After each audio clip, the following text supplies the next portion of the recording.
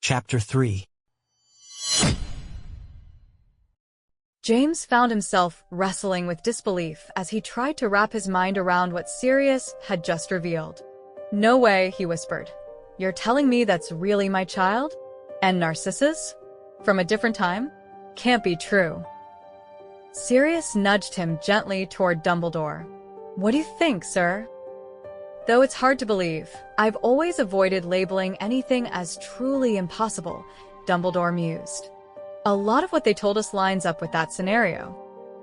James remained hesitant. "I can't believe it," he repeated.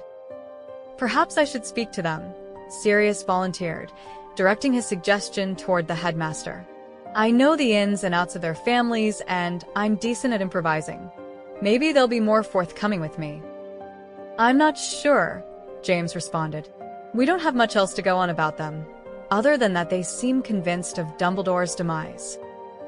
It's clear Potter's still significant to the Order, and if he's truly your son, then I'm definitely your kid's go-to uncle. He might confide in me. Plus, Malfoy's got family ties with the Death Eaters and wants out. Who better than me, having done the same, to gain his trust?" A protective instinct suddenly swept away the last of James' uncertainties. "If there's any interrogating to be done with someone who might be my child, it should be me." "Perhaps," Dumbledore interjected thoughtfully, "you should both speak with them at once." James and Sirius exchanged glances, shrugged in agreement, and ventured inside. The moment Sirius made his way into the room with James right behind him, Potter's expression twisted in a fury similar to what Sirius had shown in family arguments. It spoke of anger mixed with profound pain. It was far from comforting. "You miscreants," Potter hollered. "How dare you act like this? If it's anything to do with Bellatrix, I'll make it my business to finish her myself. I mean that." Whoa, James interjected calmly, raising his hands. "We mean no harm." Potter wasn't calmed in the least. He was pure hatred toward Sirius, and James felt a sting at being ignored. "If this is some sordid game," Potter continued furiously before being silenced by a flick from Sirius' wand. Though relieved from the yelling, James doubted such methods would earn any goodwill points. Potter continued to fume soundlessly. Malfoy seemed unsettled, but deeply attentive. "We think there's a mix-up here," James said diplomatically. "And maybe some magic's awry," Sirius added. "I am James Potter," he introduced himself, realizing Malfoy might not have a clue who he was. "And I'm Sirius Black." Potter thrashed violently, sliding the chair backward with a screech. It did not bode well. "Today's date is May 2nd, 1979, James completed. Both young men stared at them with shock. Then Potter resumed his efforts to break the chair. "You're insane," Malfoy declared after a lengthy pause. In reply, Sirius cast a spell and golden letters shimmered into view showing May 2nd, 1979. He spun the wand, giving the boys a clear view. Malfoy shook his head dazedly. Potter, unconvinced, ceased to struggle. Sirius seemed unfazed. Taking a seat backward on a chair he'd conjured, he focused on Malfoy. "Could it be that you're Narcissus' son?" Malfoy raised his chin defiantly. "And what if I am?" "We're related then," Sirius replied. "Cousins more or less. I can't say I'm fond of your father, but I was okay with Narcissa back in the day. If you want out from those dark circles, I've got the perfect steps to get yourself cut off from such a family." Malfoy was unimpressed. "This is certainly a trap," he mumbled. James stepped in. "I promise you are not Death Eaters. See for yourself," he said, exposing his unmarked arms and motioning Sirius to do the same. "Then you're bounty hunters," Malfoy retorted with a bored tone. "What's a bounty hunter?" Malfoy remained silent. With no answer forthcoming, James broke the awkward silence. "We mean no ill if you mean no ill." "We mean no harm, says the man trapping us in a dungeon cell," Malfoy sneered. James glanced at Potter. Was it his imagination, Or did Potter mouth something about a peacock? James appreciated it, but Potter quickly wiped all humor from his expression. Just until we figure you're not a danger, James reassured him. We're part of a covert group resisting Voldemort's forces. You seem to not oppose our objectives, so perhaps we can aid each other. What time are you two from? Or what year, when you last checked? Instead of responding, Malfoy appeared baffled, silently mimicking James' words. See, Sirius sighed. The two of you were caught up in some significant magical feat tonight, and we need to know who you are, and if that's dangerous to us. We aren't sure what it is yet. Maybe you could help clarify. Enlighten you? Sorry, won't happen. Malfoy responded snidely. If that's all, you might as well release us. James shifted his focus to Potter, hoping for a reasonable response, but the boy still glared contemptuously at him and Sirius. James tried not to show his discomfort. We suspect, given the timeline disparity, identifying you could clarify that odd magical event, and we're open to believing your story if you are, James said. This is hands down the looniest questioning I've sat through, Malfoy sighed. I don't know how else to prove we are who we claim, James admitted, and that the date is accurate. Take us to Diagon Alley, Malfoy demanded. Let us see the Daily Prophet ourselves. Well, he hesitated, maybe not Potter, since there's a risk, but I'd chance it for both our sakes. Potter fumed silently towards Malfoy for that idea. Obviously we can't do that. But still. James trailed off as he looked at Potter with renewed determination. I think we could find something in common if you let us. Malfoy seemed more perplexed than before.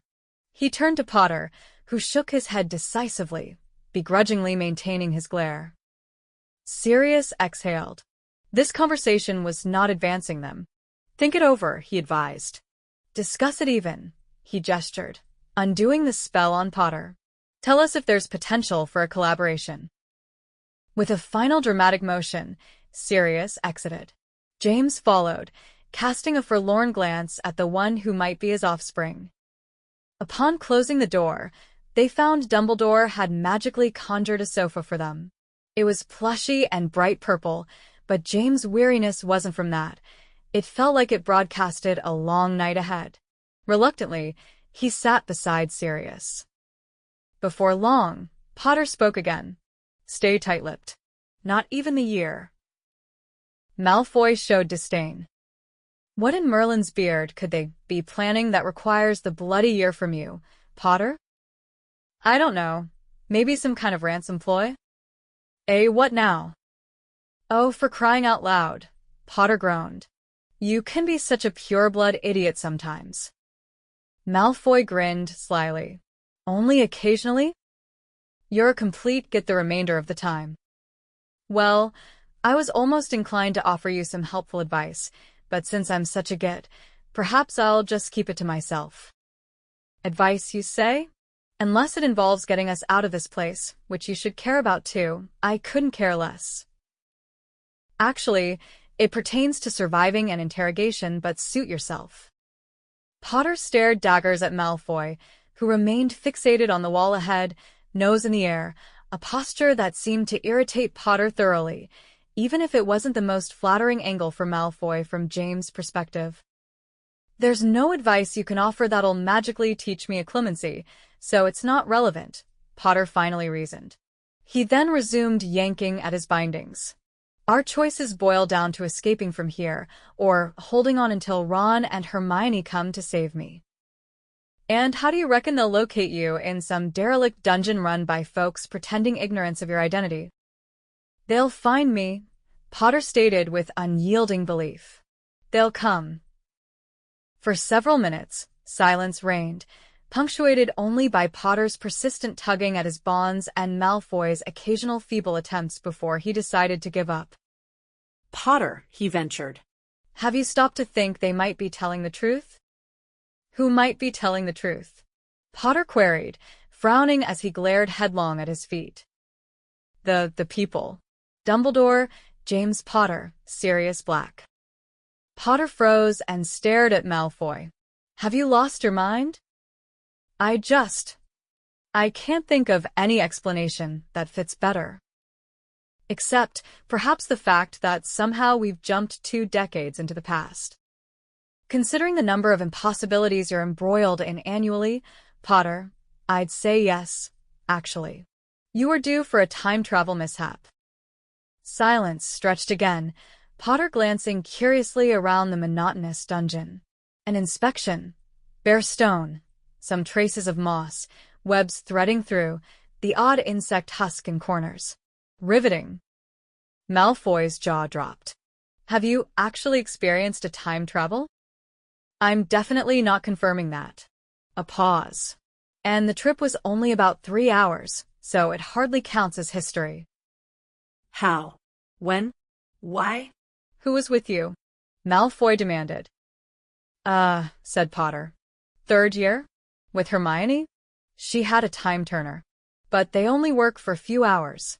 20 years is impossible. Who on earth gave Granger a time turner? Potter grinned.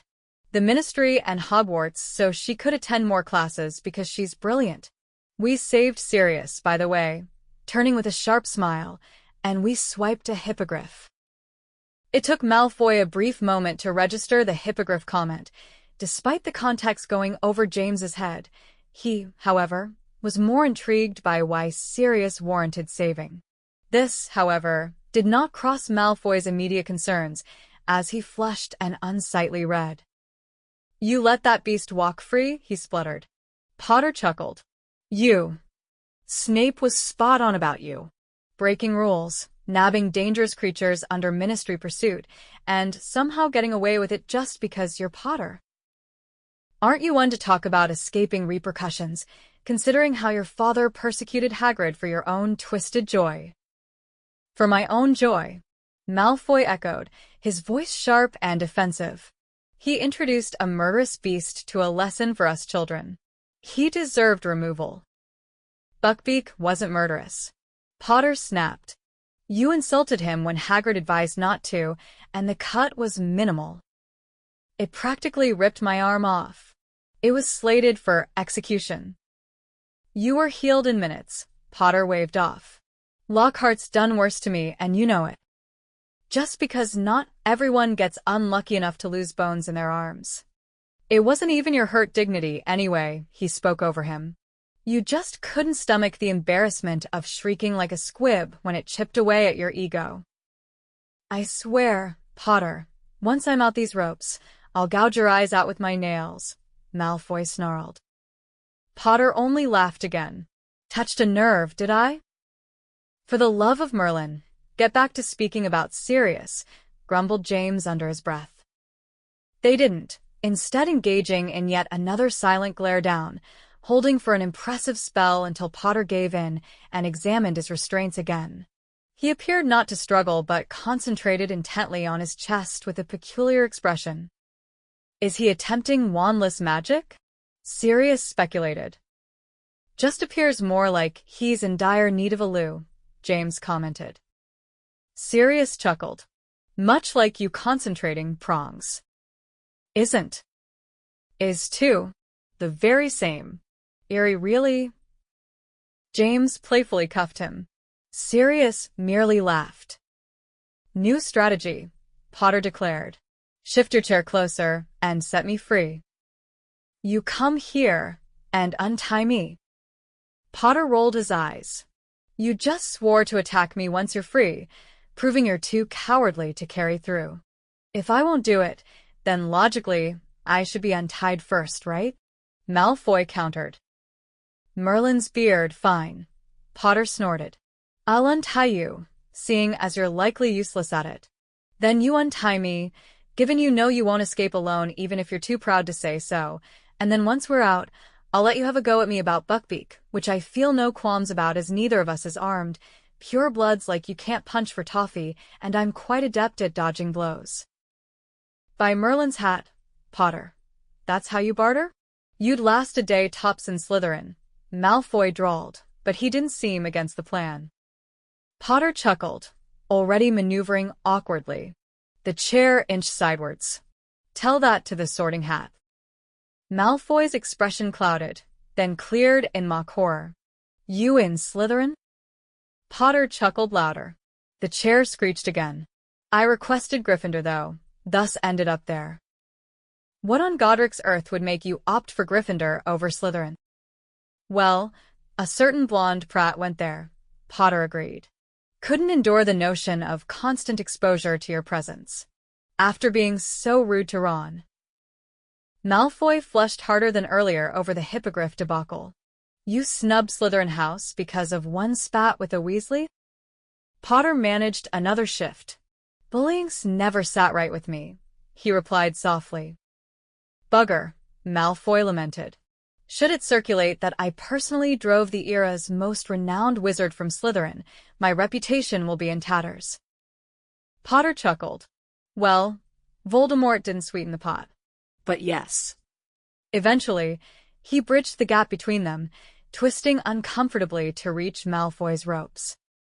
James cast a fretful look at Dumbledore, who dismissed the worry with a wave of his hand. These bonds cannot be undone without the aid of magic, the headmaster stated. Sirius nodded, digesting the words. James shifted his focus back to his potential offspring, who fumbled clumsily with the ropes to no avail until Malfoy's voice broke the silence once more. Listen about the time travel hypothesis. Not this nonsense again. Oh, could you stop being such a paranoid jerk for just a moment and hear me out? A paranoid jerk? Potter shouted. Paranoid jerk? You spend nearly a year as undesirable number one and then talk to me about being paranoid. Survive the number of assassination attempts I have, and then discuss paranoia with me. Let's not forget the attempts from within my own professors. Okay. Malfoy interrupted, making James aware he was gripping Sirius's arm intensely. Sirius, being the good friend he was, didn't even complain. You're right, I take back the paranoia bit. You've earned it. Damn right, I have. Potter grumbled. True, but you're still acting paranoid. Keep this up, and you might turn out worse than Moody. Mad Eyes saved countless people, Potter replied fiercely. But if you want to continue insulting the deceased, don't expect me to help you out of those ropes.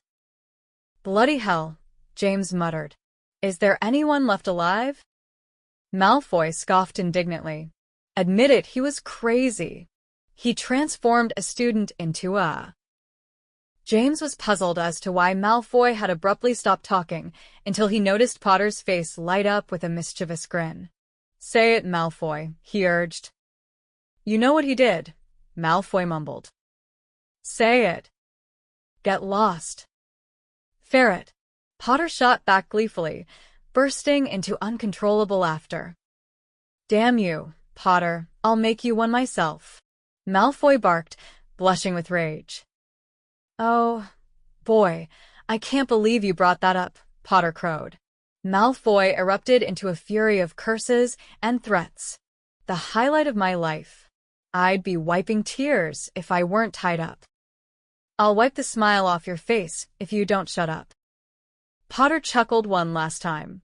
Oh, Merlin, what a vivid memory to cherish. Anyway, remember, it wasn't even Moody, that was Barty Crouch. Shock pulled Malfoy out of his sulk. The head of magical cooperation? Predictably, Malfoy grew angrier as Potter laughed even more. For someone whose catchphrase was, "My father will hear about this," you weren't too informed yourself. You're woefully out of the loop. Less gloating, more untying, Potter, Malfoy snapped. Sure thing, Potter said happily. But first, ponder how someone so formal went astray. Malfoy held out for an admirable 3 minutes before his temper snapped. Okay, he bellowed. Since you're obviously the epicenter of chaos, spill the beans. Potter smirked. What do you want explained? Why was Crouch impersonating a Hogwarts professor? Potter clicked his tongue dismissively. That conversation didn't originate that way, though, did it? I'll swear by Salazar. Potter, I'll end you. All right. I'll recount the incident in all its notorious detail. You pompous, infuriating buffoon. Damn, Malfoy, what do you really want to say? Potter. All right, Potter said. Despite being tied up in a not-so-fun dungeon, he seemed amused. The truth is, Moody that entire year wasn't him, but Barty Crouch, Jr. Malfoy scoffed. He perished in Azkaban. Did he? Screw you, Potter. Just get on with it. Potter shot a triumphant, patronizing look at Malfoy before divulging the entire tale. A mother's love, a prison escape, unforgivable curses, a missing ministry official, a scapegoated house elf, a traumatic World Cup, an ambushed Exor, a kidnapping plot, a Triwizard tourney, a dark ritual, and a Dementor's ruthless justice unfolded like an epic. It seemed like a story Sirius would fabricate to distract fresh-faced defense teachers, utterly unbelievable. Yet Potter's face was grave, earnest as he laid it all bare. All your stories sound like fairy tales concocted by a child, Malfoy remarked, unknowingly comparing Sirius to a child. Blame your Dark Lord, not me. Blimey, Sirius murmured. Can we just say they're both off their rockers? Malfoy sniffed. What baffles me is how you've endured years of absurd death plots, and yet time travel is preposterous to you. Oh, enough, Malfoy. Just. Malfoy pressed on. Logically, what incentive would they have to pretend ignorance of the boy who lived? Boy who lived, James whispered. The capital letters haunted him as goosebumps tingled his skin. They're trying to throw us off, Potter explained as if it were obvious. They'd unbalance us more if they acted like the real people and knew us, Malfoy argued. Do you really think you'd be less susceptible if all your dead guardians came back to shower you with affection? Shut your mouth, Malfoy. Potter hissed, mere inches away. Malfoy clamped his mouth shut. Prongs? Sirius sounded uncharacteristically unsure. James merely shook his head, comprehension eluding him. You realize there's a simple test of identity? Malfoy suggested almost too calmly. Please enlighten me, Potter responded bitterly. Ask them questions only they would know, like us. Potter was silent for a while, trying to work Malfoy's ropes loose. Then he admitted, I can't.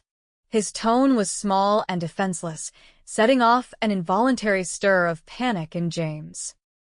What do you mean you can't? There's nothing unique I know about them from the First War that a Death Eater could know. How can that be? Malfoy humphed. He's your father. Am I not notoriously an orphan? Potter's voice dripped with sarcasm. James choked. Sirius seized James's wrist again, gripping fiercely. He's your father. And that friendship with Sirius Black, my mother rarely brought it up. My godfather. Potter's voice was a shaky whisper, tinged with sorrow. James's heart sank. Sirius jumped up. I'm going back in, he insisted. But James pulled him onto the couch. Doesn't mean I know him, Potter continued. You knew Black, right? Potter scowled. For 2 years. Anything he shared about my father, Wormtail could have told the Death Eaters. Once again, James was shocked. The room felt void of air. Sirius suddenly stood and swung the door open before James could grab him. Damn. There are moments when Sirius becomes overwhelmed with worry or distress. In those times, he throws himself headlong into wild schemes, convinced that somehow they'll fix everything, though they often result in turmoil and inevitable punishments. Nevertheless, James refuses to let Sirius face these moments by himself. He quietly follows him into the cell. Thanks for listening. If you enjoyed this chapter, please hit the subscribe button and ring the bell to stay updated with more audiobooks. Happy listening!